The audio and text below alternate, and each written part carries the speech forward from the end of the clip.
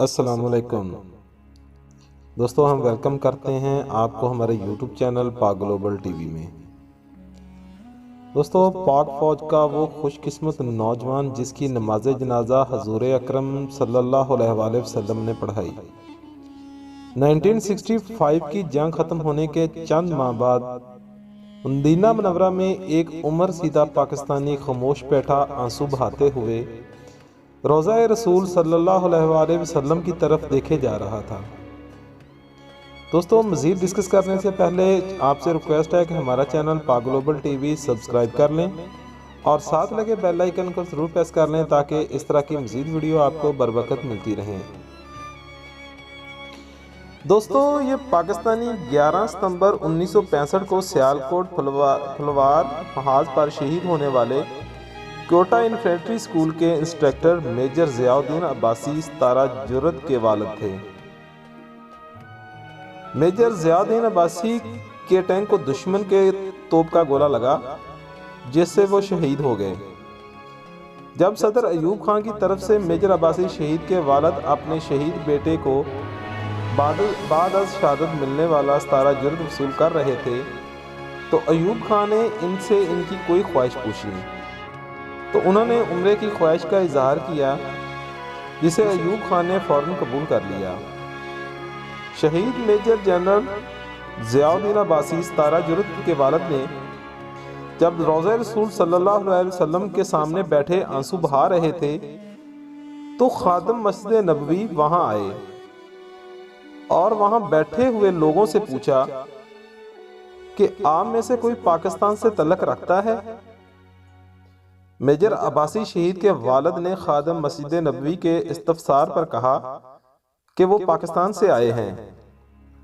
خادم مسجد نبوی صلی اللہ علیہ وآلہ وسلم نے ان سے پوچھا کہ پاکستانی فوج کے میجر ضیاء الدین عباسی شہید کا نام آپ نے سنا ہے؟ ان کو آپ جانتے ہیں؟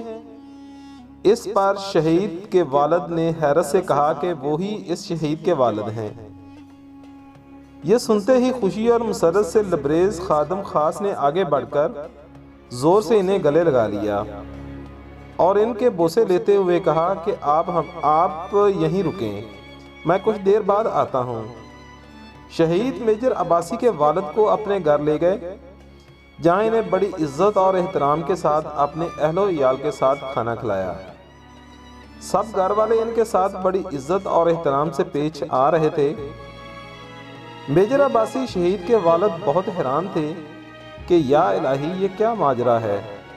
میں تو انہیں جانتا تک نہیں، بلکہ زندگی میں پہلی بار میرے سعودی عرب آنا ہوا ہے۔ اسی شش و پنج میں تھے کہ خادم خاص روضہ رسول صلی اللہ علیہ وآلہ وسلم نے ان کے ہاتھوں کو ایک بار پھر بوسہ لیا اور شہید عباسی کے والد کی حیرانگی دور کرتے ہوئے کہنے لگے کہ جب پاکستان اور ہندوستان کی جنگ ہو رہی تھی تو 11 ستمبر کی رات میں نے خواب میں رسول اللہ صلی اللہ علیہ وآلہ وسلم کو دیکھا کہ وہ اپنے جلیل القدر صحابہ رضوان اللہ تعالی اجمعین کے ساتھ بیٹھے ہوئے تھے۔ کچھ لمحوں بعد حضرت علی کرم اللہ وجہہ اپنے ہاتھوں میں ایک لاشا اٹھائے وہاں تشریف لاتے ہیں۔ رسول اللہ صلی اللہ علیہ وآلہ وسلم نے صحابہ کرام سے فرمایا کہ شہید عباسی اس طرح بہادری سے کفار کے خلاف جنگ لڑے ہیں جیسے آپ میرے ساتھ غزوات میں کفار کے خلاف لڑتے تھے۔ خادم مسجد نبوی کہتے ہیں کہ رسول اللہ صلی اللہ علیہ وآلہ وسلم سمیت سب نے ان کی نماز جنازہ ادا کی اور حکم دیا کہ انہیں جنت البقیع میں دفن کر دیا جائے۔